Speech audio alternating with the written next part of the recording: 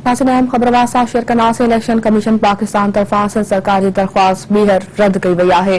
कराची हैदराबाद में सुभाणे शेड्यूल तहती मकानी चूंड कराइण जो फ़ैसिलो कयो वियो आहे। नाज़रीन तव्हां खे अपडेट कयूं पिया अहम ख़बर खां। इलेक्शन कमीशन पाकिस्तान तरफ़ां सिंध सरकार जी दरख़्वास्त ॿीहर रद्द कई वई आहे। कराची हैदराबाद में सुभाणे शेड्यूल तहती मकानी चूंड कराइण जो फ़ैसिलो कयो वियो आहे।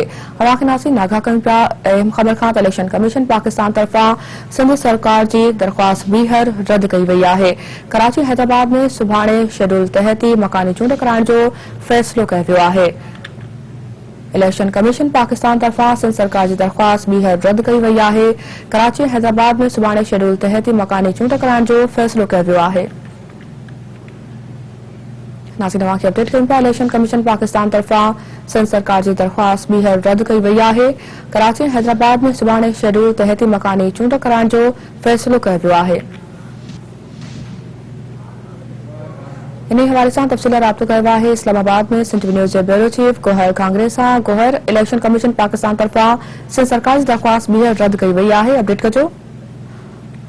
जी, इलेक्शन कमीशन ऑफ पाकिस्तान जो ख़ुसूसी इजलास थियो सिंध में बे मरहले जो बटियाली चूंडियूं जंहिंमें सिंध हुकूमत पारां हिकु भेरो ॿीहर दरख़्वास्त हुई इलेक्शन कमीशन ऑफ पाकिस्तान खे जेका इलेक्शन आहे बलदियाती बे मरहले वारी उहा मुलतवी कई वञे।